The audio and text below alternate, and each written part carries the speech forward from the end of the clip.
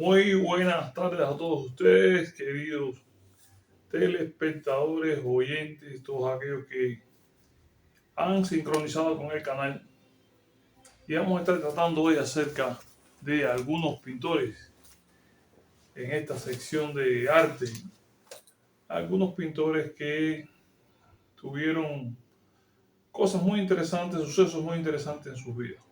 Todos conocemos que es común, o fue común en un tiempo, tildar a estas personas de personas extravagantes, con una forma de vida un poco disipada y que eran diferentes al resto de las personas. Pero no es así. Simplemente son personas que se trazan un proyecto en su vida y el arte es algo que apela a la sensibilidad humana. De ahí que incluso hubo momentos en que los que practicaban el arte de la pintura, la música, u otros fuesen tildados también de otras cosas, de ser de otra manera.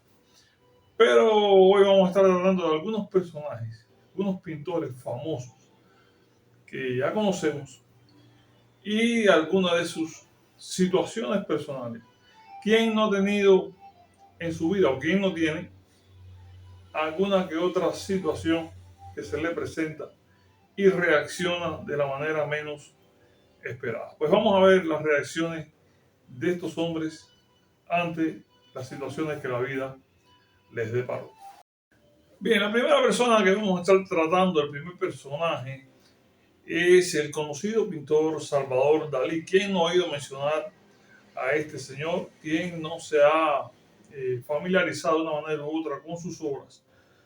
Este señor que representa el surrealismo, pero que en lo personal también es un poco atípico. Cuando vemos esa cara alargada, ese bigote que tiene como estilizado y esos ojos que parece salirse de las órbitas, nos parece que estamos ante una persona un poco alocada. Y lo que le sucedió a Salvador Dalí fue precisamente algo así, algo como una locura. Y fue en 1936 que fue invitado a una conferencia en Londres. Salvador Dalí, un hombre de prestigio, ganándose prestigio con su pintura, con su actuar, con su arte, lo invitan a Londres a dar una conferencia.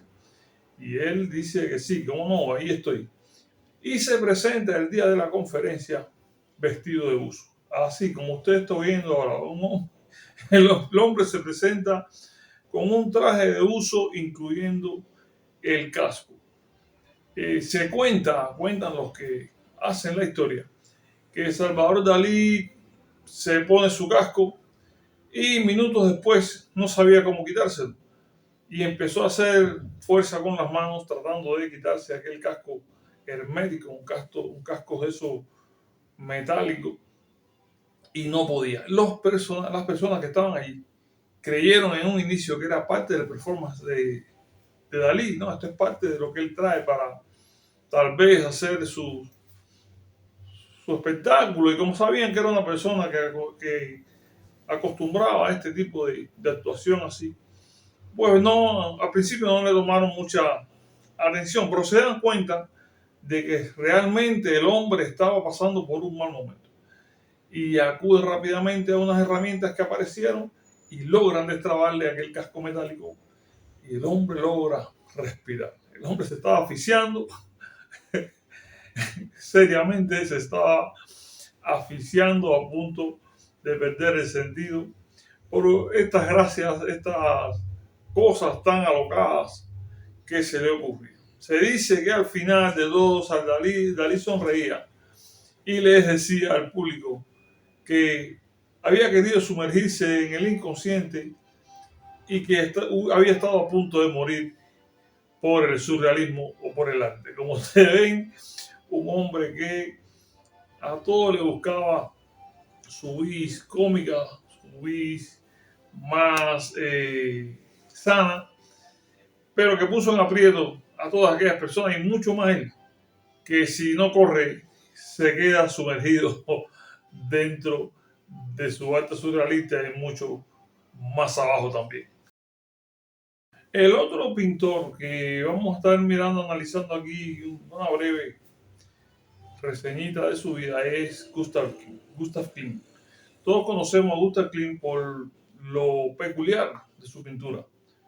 Una pintura caracterizada por el uso del dorado, caracterizada también por el uso de elementos, pequeños elementos geométricos, dentro de la vestimenta de los personajes que él pinta, y también por esta combinación que él hace de el academicismo o cierta forma de academicismo junto a este arte moderno. Es decir, él te muestra una dama, un personaje, y parte de sus manos, su rostro, puede ser tratado de una manera académica hasta cierto punto, no con la de total rigurosidad, pero sí de una manera académica, y el resto del cuadro es todo este color dorado, estos colores, estos cuadros, estos elementos geométricos que él utiliza. Se cuenta que Gustav Klimt, al comienzo de su carrera, y ya habiendo ganado cierto prestigio, se le llama a la Universidad de Viena para realizar un mural. Y él acepta, e incluso contento, con orgullo, qué mejor trabajo que ese, hacer un mural en la Universidad de Viena, un mural que iba a perdurar, que lo iban a ver todos los estudiantes, todo el que llegase iba a ver aquel mural. Y Klimt le mete manos a la obra y comienza a realizar su mural. Y cuando termina, llama a aquellos que le habían hecho la propuesta, pero estos no aceptaron. Realmente se alaron los cabellos, se sintieron mal, decían que aquello era un horror, que era imposible que ese mural permaneciese allí, que lo que había hecho no tenía verdaderamente nada con qué compararlo. Y era que Klimt había pintado figuras, desnudos, había hecho una variación ahí con sus temas que él hacía, pero los directores y quienes dirigían allí la universidad entendieron que era un poco pornográfico y un poco violenta aquella pintura, por tanto, consideraron que no debía permanecer aquella pintura en ese lugar. No sé lo que aconteció con la pintura, sí sé que Klimt se disgustó a tal manera y fue tanta lo mal que se sintió por lo fuerte de la crítica que tuvo. Hay que tener en cuenta también la época, ¿no?, en que lo hizo, en que ciertas posiciones, ciertas representaciones no eran bien vistas. Y Klimt dice, bueno, ya me voy a dedicar a pintar como pintor independiente y no quiero saber nada más de estas solicitudes que me hacen a cada rato, teniendo en cuenta que a veces las personas comunes pueden no entender el arte. No todo el mundo a veces entiende lo que nos transmite una representación artística, pero Klimt decidió abandonar esto de las peticiones, de los encargos, y dedicarse en lo personal a la pintura, que era lo que le gustaba, hacerla como él quisiera, y al que le gustase bien, y al que no, también. Y así siguió su vida, y realmente todos conocemos a un hombre famoso actualmente. Sus obras son vendidas en miles y miles de dólares y expuestas en muchos lugares. Pero como hombre común y corriente, al fin se sintió dolido por aquella actitud y no hizo más que tomar el camino que le correspondía. Y así a veces nos toca a nosotros. Bien, siempre vamos a tener quien nos censure, siempre vamos a tener quien nos ponga, nos señale con el dedo, pero nosotros debemos entender que vamos en pos de algo que nos gusta, de algo que necesitamos, de algo que creemos que es correcto. Y Klimt nos enseña esto. Siempre que creas que vas a hacer lo que es correcto para ti, sigue adelante. El otro pintor que vamos a tratar hoy es Velázquez. Velázquez es un hombre que se le conocen pocas obras en relación con otros pintores de su época. Y se dice que aproximadamente se le conocen 130 obras más o menos. Y se dice que era muy lento, un pintor que se tomaba mucho tiempo en hacer un cuadro, porque era obsesivo con los detalles. Un detalle que él quería lograr a la perfección le llevaba muchísimo tiempo. Y a diferencia de Rubens, que así pintaba miles de cuadros, él solo lograba pintar unos cuantos, porque una de sus limitaciones era esta, que era obsesivo con los detalles. Se cuenta además que Velázquez se movía entre los palacios, o sea, hubo un tiempo que comenzó a moverse entre los reinados, entre los palacios, los amplios salones, y con las personas de alcurnia. La gente lo llamaba para qué, para que le hiciese una foto, le hiciese un cuadro, le hiciese una representación determinada de la familia, y ahí estaba Velázquez presente. Y sucedió que entre tanto andar y andar por estos lugares palaciegos, Velázquez entendió que alguna orden tenía que tener algún papel, un respaldo que demostrase su linaje, que demostrase que tenía, aunque sea una gotica de sangre azul de sus venas, y trató de procurarse la orden de Santiago, una orden militar que databa por lo menos del siglo XII, pero que todavía en aquel tiempo se usaba y era como se reconocía a la persona que pertenecía a esta orden. Y Velázquez entonces dice, bueno, si estoy entre reyes, yo tengo que por lo menos tener algo que diga que yo tengo un poquito de alcurnia. Y así fue como se hizo de esta orden. Se cuenta que, a pesar de todo, esta orden se logró, por supuesto, de manera fraudulenta. Todos los que lo ayudaron, amigos de reyes, condes, duques, todas estas personas de los reinados lo ayudaron a conseguir su orden de Santiago. Velázquez se vio como encumbrado dentro de aquella sociedad donde todos eran señores y él solo era un pintor. Y cuando llegó la orden a sus manos se sintió como que era el rey del universo.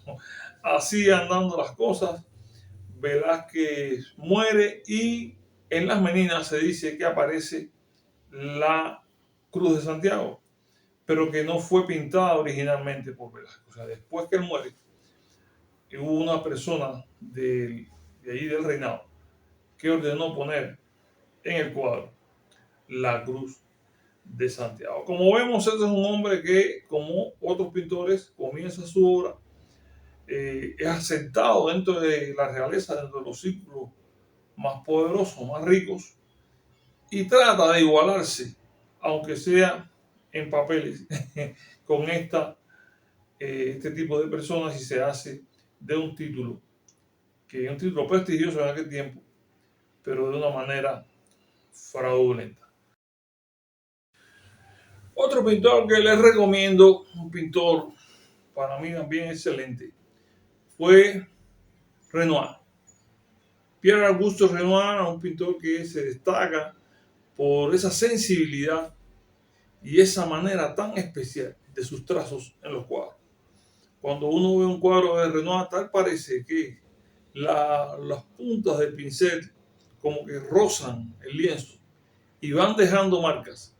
Y al final, cuando usted observa de lejos la pintura, se encuentra entre una maravillosa obra de arte. Renoir verdaderamente fue un genio de la pintura, fue un genio del arte, y se cuenta que ya en los casos de su vida comenzó a padecer de artritis reumatoide, era una enfermedad que le deformaba las manos y los dolores eran tan fuertes más la deformación que no le permitía tomar los pinceles porque no podía. Y que acudió entonces a un argucia, dice que le decía a las personas que le atasen los pinceles en la mano para poder pintar. Él tenía ansias de pintar, tenía deseos de pintar. La pintura había sido todo para toda su vida lo que lo había motivado. Y en estos momentos se encuentra ante una limitación física que él no quería, por supuesto, y quería pintar. Entonces él pide que le aten los pinceles a las manos. Y así hizo unos cuantos cuadros más con ese dolor, con ese trabajo, sabiendo que si no lo hacía perdía parte de su vida. Ya en el ocaso de sus años pintó así de esa manera. En el 2015 se dice que hubo un movimiento de personas que se dedicaban a hacer protestas en contra de las obras de Renoir, entendiendo que la obra de Renoir, bueno, era una pintura superficial, una pintura que no aportaba nada, etcétera, etcétera. Ahí tenían sus argumentos un poco raros. El caso es que se plantaban delante de las galerías y los museos y allí protestaban con sus carteles: quiten a Renoir, que no con los cuadros de Renoir, esto, aquello, lo otro, y le bombardeaban cosas negativas a este genio de la pintura. Vemos la antítesis aquí ante un hombre que supo eh, poner su sensibilidad y sus deseos de crear por encima del dolor, por encima de la limitación. Y vemos a estos otros, muchos más acá, en 2015 plantándose delante de los museos y las galerías, diciendo: quiten a ese hombre, que el arte que él hace no sirve para nada. Como vemos, el hombre es así. Por una parte es sensible, por otra parte es totalmente brutal. La enseñanza que nos da Renoir es esa: no renunciar nunca ante las limitaciones y hacer todo el esfuerzo por aquello que creamos que vale la pena. Sinceramente, Renoir es un ejemplo, no solamente para copiar o para conocer de su arte, de su técnica, sino para conocer también como personas que somos, que padecemos y que andamos en este mundo, cómo debemos actuar a veces ante las limitaciones que la vida nos depara. Seguir adelante a pesar de todo, sabiendo que vamos camino a lo que queremos y seguro que lo vamos a lograr. Si oímos hablar de la Capilla Sixtina, no podemos dejar de pensar en Michelangelo Buonarroti, este creador que el Papa Julio II llama en una ocasión y le dice: necesito que me pintes parte de la capilla. Y él no aceptó, porque él decía que él era escultor, que él no era pintor. Al final, bueno, accedió y comenzó la pintura de la capilla.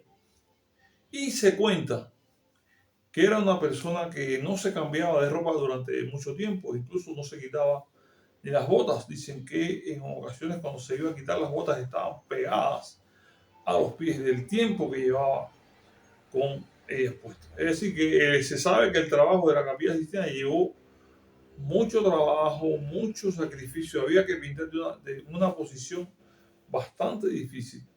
Pero eso no era ápice para que Michelangelo no se bañase, aunque sea una vez a la semana. El caso es que nuestro amigo Michelangelo, al cual respetamos, parece que no era muy amante de bañarse todos los días. Se cuenta que en cierta ocasión el Papa fue, parece que, a ver la obra que estaba haciendo y le usó con él una frase, una palabra, no se sabe qué. El caso es que Michelangelo tenía a mano un martillo y se lo lanzó al Papa.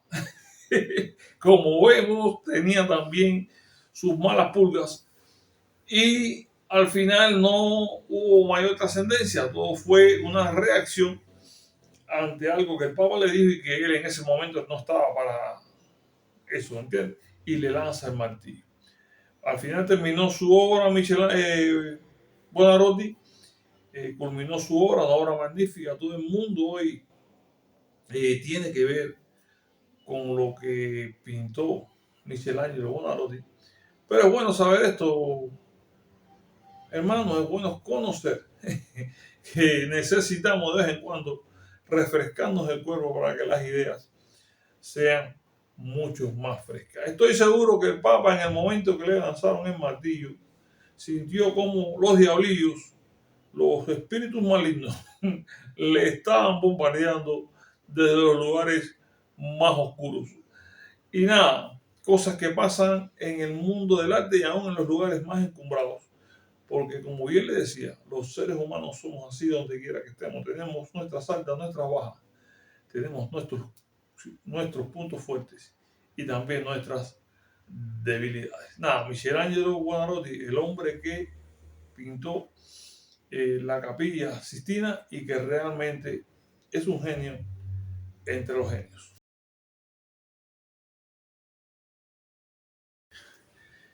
Y ahora vamos a hablar acerca de un pintor que realmente para mí es una genialidad como pintor.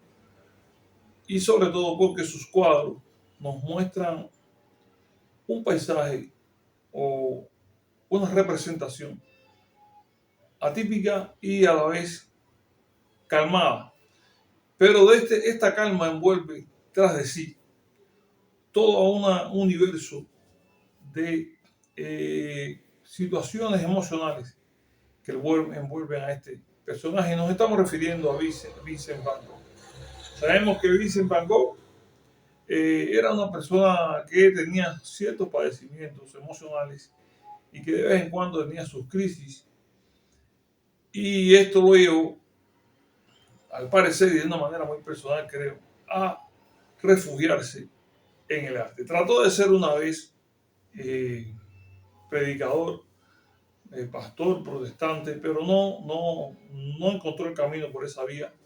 Y entonces dijo, bueno, me voy a dedicar entonces a la pintura. Y así comenzó sus primeros pasos en la pintura y se abrió camino pintando todo lo que él entendía que podía pintar. Entre las cuestiones que se destacan de Van Gogh es el problema de su oreja. Todos conocemos las famosas orejas de Van Gogh. Hay un cuadro que lo representa él con un paño o una tela puesto ahí en la oreja, porque se dice que él se daña una oreja. No se sabe si se la cortó o si se disparó sobre la oreja. El caso es que otros dicen que no fue la oreja completa, que fue solo el lóbulo. El caso es que él se daña la oreja. Y ese pedacito de oreja él lo envuelve en un paño y se lo entrega a una mujer de un burdel llamado Rachel.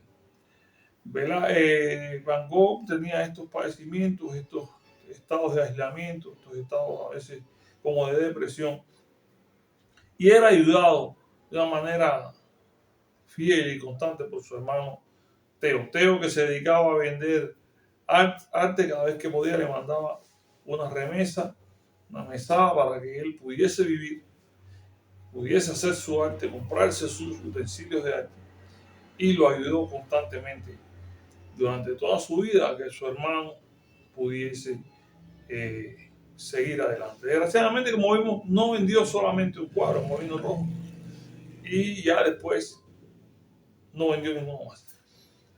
Se cuenta que posterior a su muerte, la cuñada, Joana, creo que se llamaba la cuñada, es la que hace que se visualice la obra de Van Gogh.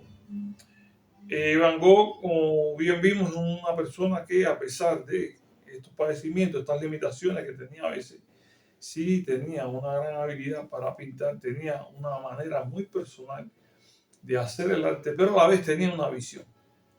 Y en pos de esa visión siempre vivió, a pesar de que vendió un solo cuadro en su vida. Él siempre siguió pintando. Vivió en pos de lo que se propuso, en pos de lo que él creía que lo beneficiaba a él en lo espiritual, lo beneficiaba a él en su manera personal de percibir el mundo. Entonces, no, Vincent Van Gogh, la famosa oreja de Van Gogh, y por cierto, un grupo de los años 80 aproximadamente que se llamó así, cuando los títulos de los grupos musicales eran largos, había uno que se llamaba así, La Oreja de Van Gogh, en alusión a este famoso pintor. Entonces vemos aquí a un hombre con ciertas, no limitaciones, pero ciertas características de su carácter, de introspección, de momentos de crisis, pero que se propone un objetivo, se traza un objetivo, va en pos de una visión y lo logra. Un elemento también a destacar de Van Gogh fue su encuentro con Gauguin. Gauguin y él convivieron un tiempo juntos, pero al final terminaron disgustados. Dice que discutían por todo, por filosofía, discutían por la manera de pintar, discutían por cómo uno trabajaba y el otro no, si dejaba los utensilios regados o no. El caso es que siempre estaban encontrados, siempre estaban discutiendo, y aquella amistad o aquella aparente amistad, bueno, se disolvió, tuvieron que separarse, cada cual cogió por su camino, y Van Gogh, bueno, siguió ahí en lo suyo.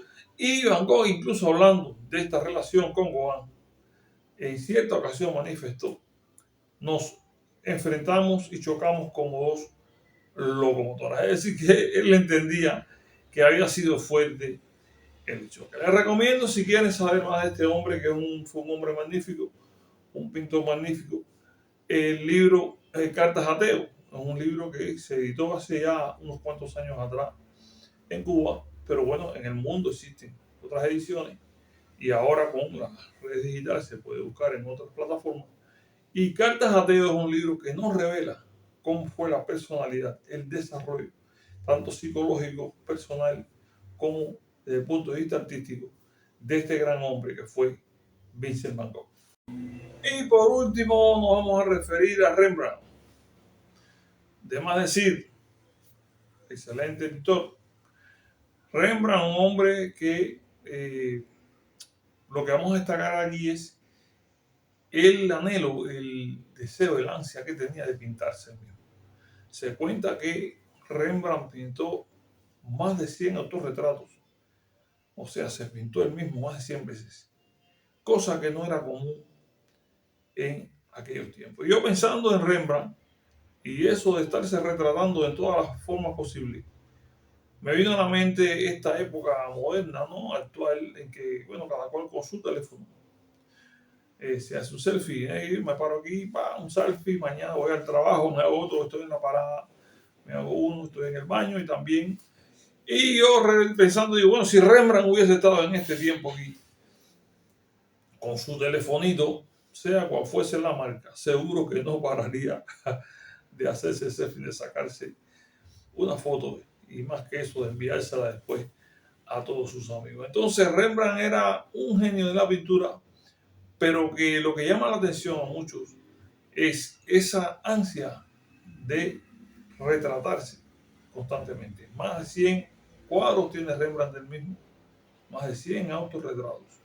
Y como ya les dije anteriormente, nada común para esta época. Nada, Rembrandt, que naciste fuera de tiempo, naciste un poco más atrás, tenías que haber nacido en estos tiempos. Entonces, nada, nos despedimos el día de hoy. Les hemos mostrado aquí algunos pintores con sus altas y sus bajas. Y nos damos cuenta de que aunque hacen cosas a veces aparentemente disparatadas o disparatadas, no son personas fuera de lo común, son tan normales y tan comunes como usted y como yo, simplemente con una sensibilidad y con una manera de ver el mundo muy personal. Entonces los dejamos y nos vemos en el próximo video y muchas bendiciones.